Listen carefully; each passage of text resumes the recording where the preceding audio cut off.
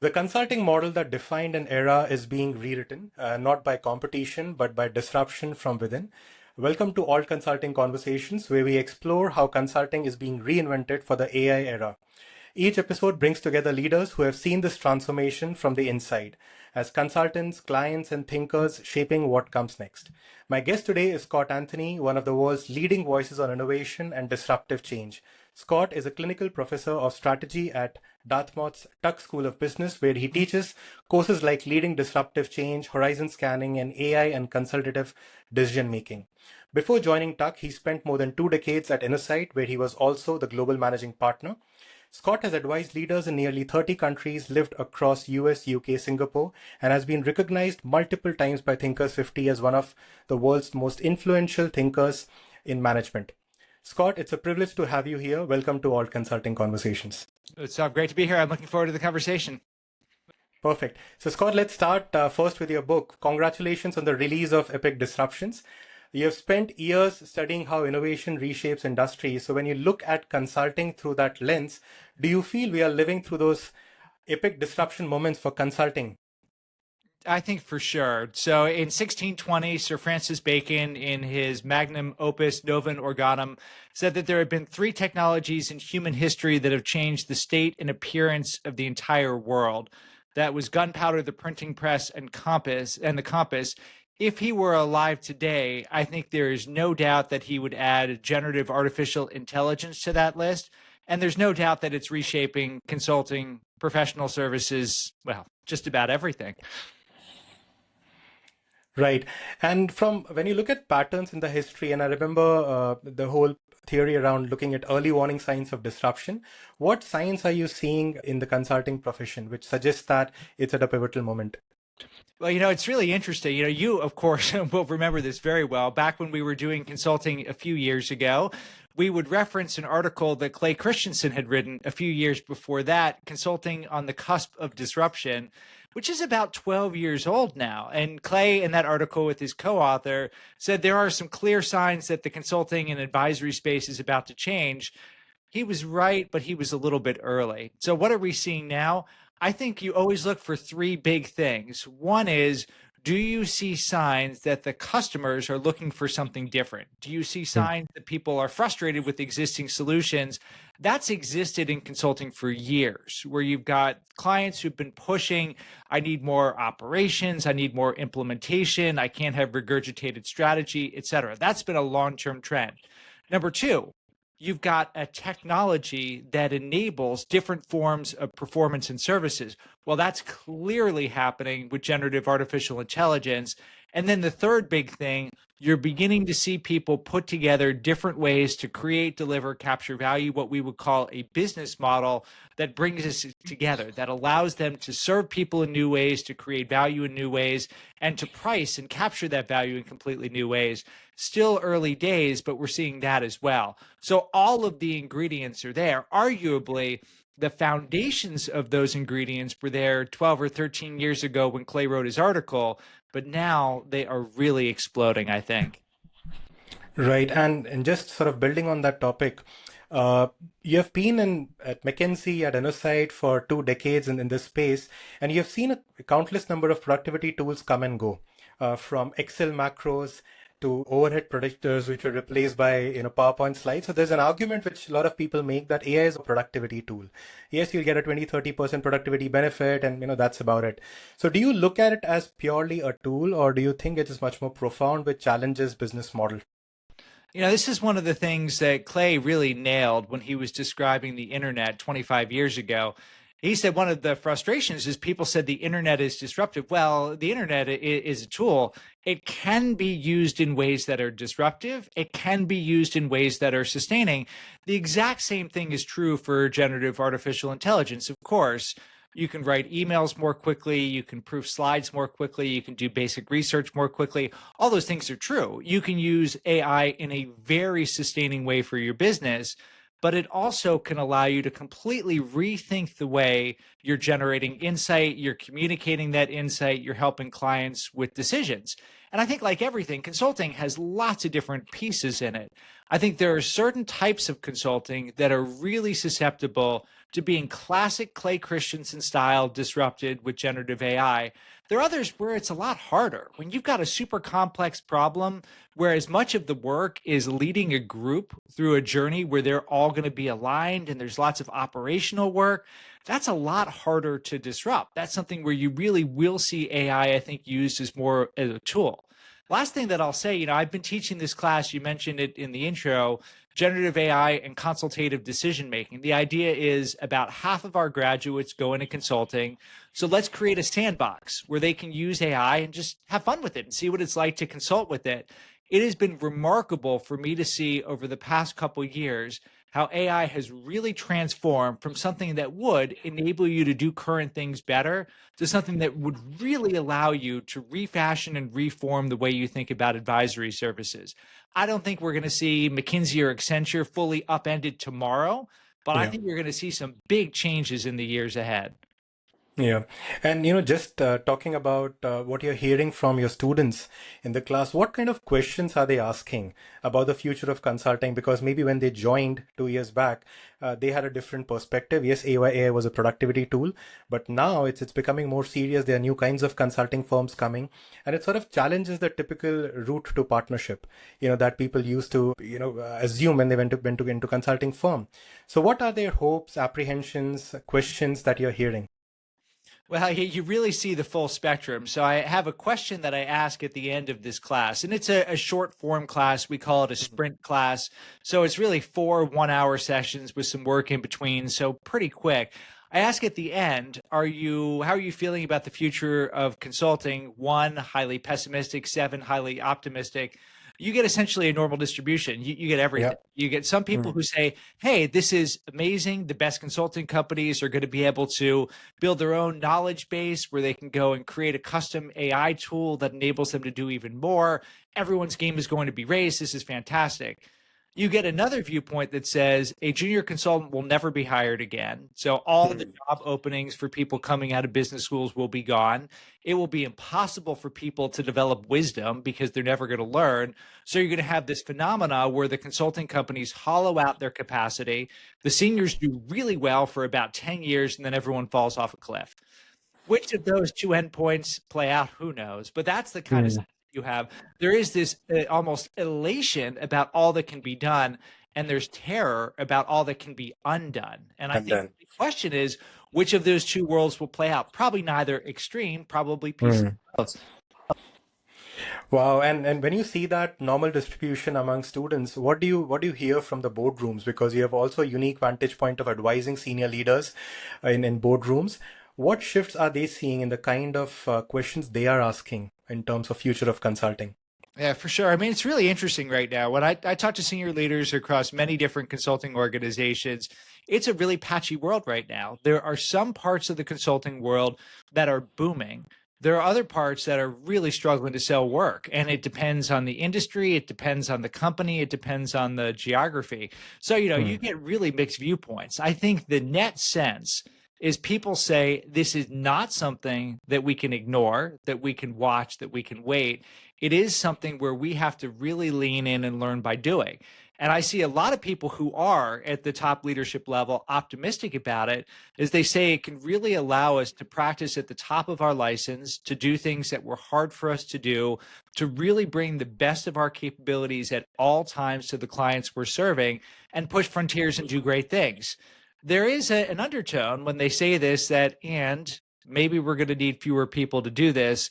And we're certainly going to need different capabilities to do this. So the general purpose, we need people who are just kind of smart people. You still will always need some of that, but you really need people who've got the specialized skills to be able to Mm. say, hey, this actually isn't right what's coming out of AI, and I know why. Or those who really know how to vibe and really go and act in a coherent way with AI to do some really powerful things. Again, exactly how this plays out is unclear, but you're seeing a lot of people who are thinking about what does the skill set need to be? How do we upskill our employees, reskill our employees, get different employees, et cetera? It's a lot of change in the industry right now, for sure. Mm.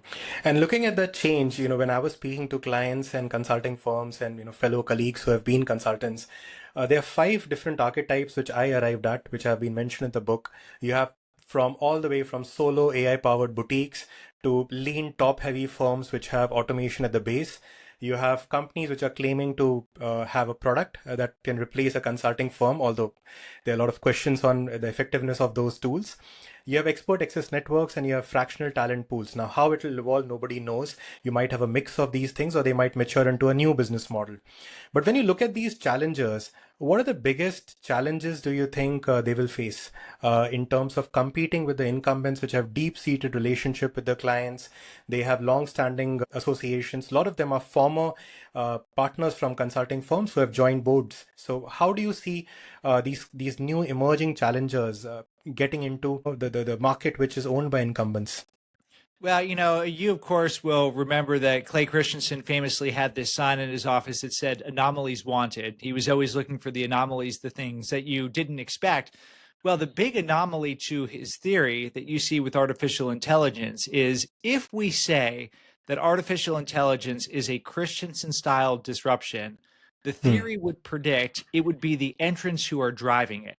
But when you look at what is actually happening, yes, of course, you've got Anthropic, you've got OpenAI, you have some new companies for sure, but you also have giants like Microsoft and Google and Meta that are doing a really good job with artificial intelligence. Similarly, in the consulting industry, the big consulting companies are not sitting idly by hoping that this goes away. They're very active. McKinsey moved very early to adopt AI and really promote and push it. Accenture has put AI through everything that it's doing. You look at just about every company, it's doing things with AI. Are they doing it perfectly? Of course not. We know from our own lived experience as consultants together how hard it is to get smart people to do new things. It requires a lot of work from leadership.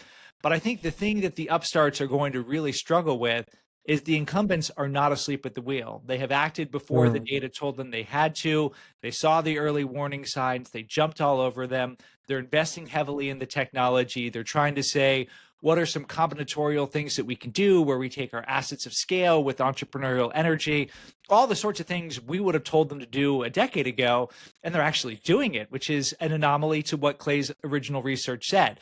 Therefore, I think it is glib to say it's disruptive, so bet on the entrance. I don't know if that's true Hmm. this time. I think there's a lot of reasons to believe that at least some of the incumbents are going to successfully get it and successfully drive growth through artificial intelligence. They'll look different, of course, over time, but they still, you can imagine, will be market leaders a generation from now. Not all of them. I think you will see some winners and some losers, but I think there's a very good reason to believe that a good portion of today's big companies are going to make it through this. Right. And I'll just, take your attention to the article that we wrote on Persuade Your Company to Change Before It's Too Late on the work we did at KWM. Now, when you look at that story, one thing that we found in legal services, which also was captured by Clay in his article, Consulting on the Cusp of Disruption, it talks about how you have in-house counsels which are becoming more sophisticated. And now, with the disruption which consulting firms are seeing, you're seeing a lot of APs, a lot of managers who might start looking at strategy roles within the organization. Now, when the in-house strategy team becomes more sophisticated, they might become more, interesting buyers of consulting firms. They'll start unbundling work and, maybe hiring top-end consulting services only for alignment of doing leadership alignment, getting sanctioned for budgets. But the groundwork either they could do themselves or they could give it out to, like in legal services you had LPOs, you might have some alternative consulting providers here. Do you see any discussion movement or ideas around that topic? Well, I hear you describe it, so that certainly is a very cogent description of something that could happen. And what it Hmm. makes me think of by historical analogy. I'm going to go back to the 1450s for this one, so bear with me for a Hmm. minute. So the first customer of Gutenberg's printing press was the Catholic Church, who at first is thrilled because it allows it to standardize the way religious services are run. It takes a Bible that took 3 years to create and enables it to be created much more quickly. So this is all really good in the beginning. About 50 years later, other people begin to say, hey, we can use this very same technology to spread alternative views of religion. You have Martin Mm, Luther and the Religious Reformation, which splinters the Catholic Church and really impairs its ability for centuries to do what it is trying to do. By analogy, you wonder if the exact same thing might happen with artificial mm, intelligence, where you have not only the APs and managers going in house, but you have the companies that are upskilled by the consultants that are helping them use AI mm. recognize that they now have the ability to match the consultants on many tasks. So I think this is not a Clayton Christensen style disruption, but Yeah, could be a real change that you see. It's too early to know whether this is yeah. really going to play out, whether consulting companies can continue to push frontiers and so on. But it is something that I think people really need to watch. I think you put your finger on something that is incredibly important. And the another point from the book that you wrote, Eat, Sleep, Innovate, we talk about behavior change, culture change. Now, it's also very important for clients who might be quite okay with trying new models. They are motivated, they want anomalies, but there's a huge task to change the leadership's thinking around going with new kind of consulting service providers. You have reputation risk, you have risk of it's a startup, a couple of years down the line, should we trust them or not? So there's a big question on behavior change when it comes to buying these new consulting services. So what advice or tips would you give companies which are starting up right now and trying to get into this space where the challenge they face is not clarity around their service offering, but driving change in the behavior and buying practices of their clients? Well, again, if you think by analogy, I think to the early days of Salesforce, so Salesforce starts its CRM, customer relationship management, offering software as a service model. It doesn't try to sell in the beginning days to chief customer officers or chief revenue officers, Mm, which didn't even exist then, or whatever, very large companies. It sold to companies like Innosight. Innosight started mm, buying Salesforce solutions in 2004, 5. It was super cheap. The alternative was nothing. So we were mm, happy with the super cheap alternative because we could not afford a Siebel system or some kind of customized CRM solution. It's a classic pattern of disruptive innovation. You seek to compete against non-consumption. So the advice that you would give to the attackers is go and find the person who historically could not buy consulting services because they couldn't get approval, they didn't have budget, et cetera. And by using AI, you're able to do something that's a lot quicker, a lot mm, cheaper, and you can then reach an entire class of buyer where their competition isn't, am I choosing between you and McKinsey or Boston Consulting Group or mm. Insight or whatever? It's I could either do it myself or I could pick you, Okay, and you're better than correct. me. So that idea, I think, is the general advice that I would give folks. Yeah, Now, yeah, trying to find those buyers is not easy, but yeah. that would be what you try to do. Correct. And in the book, The Silver Lining, there was a very interesting subtitle to it which said it's the innovation playbook for uncertain times. Now, we are in uncertain times, both from a macroeconomic standpoint and on the technology front. So, if you look at the current disruption in consulting, what's the silver lining? Well, the silver lining, I argued in the book the silver lining, the two silver linings was written in the global financial crisis. One silver lining is research shows that innovation accelerates in tough times. So Mm, you have some really powerful things that happen. As the saying goes, necessity is the mother of invention. When you're in a period of uncertainty, in many cases, people are like, well, why not? Let's go and give it a try. The other silver lining is tough times force people to do the sorts of things they ought to do anyway. So all the mm, things you and I know very well. So, making good choices about how you're allocating resources, being smart in how you're experimenting, really focusing on features that help customers get their jobs done, et cetera. Constraints actually enable you to do all of those things. I think the silver lining right now is I think the pace of change is dramatically accelerating, which is going to, I think, lead consulting companies to do much better work. So it's really hard going through any kind of change, but I think the game is going up everywhere. I saw it with my students, even in this little class, Gen AI and consultative decision making. The first run in April 2024, 2024, yeah, April 2024. The first run, all of 18 months ago, the output was pretty good. The second run in April 2025, the output was spectacular. When I do the third run next April, I'm sure we're going to see things that are on par with what I mm, used to see back at Innosight 5 or 6 years ago, done mm, very quickly, very cheaply using existing tools. So everyone is getting pushed further, getting pushed faster, that can be really exciting when you're doing it. You're going to do higher impact work. You're going to have things that really stick with clients, et cetera. Yes, the change process is painful, but on the other side of it is what you want to do as a consultant, which is really help the client solve the problem, really make the client think and act differently. That's why we get into the advice giving business after all. Hmm. And as consultants, we advise clients so that they can have their own growth strategy on track and do the transformation successfully that they are embarking on. So if you fast forward 10 years from now and look back at 2025, what do you hope consulting profession would have learned from this? Well, I very much hope that they have learned a few things. Number one, I'd say back to Eat, Sleep, Innovate. The hardest part of the change is the human part of the change. We know this very Hmm. well. I was on a panel discussion about a year ago with a top leader from Accenture who said their research says for every dollar spent on the technology, it's $6.5 on the human side of change. Oh. So I hope people will have learned that. I hope people will have learned, yes, it's the technology plus the human side of it, number one. Number two, I hope people had learned that this was a great thing, that Hmm. while it can feel really discombobulating, it can feel really difficult to go through a disruptive change, the net result is disruption creates growth.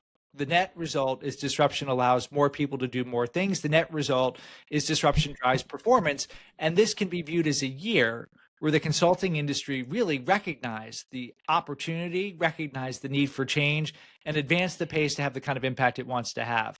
There's, of course, other scenarios. Our dean, Matt Slaughter, at our investiture ceremony earlier this year, said the world stands at a crossroads. He's an Hmm. optimist, so he said of extraordinary possibilities.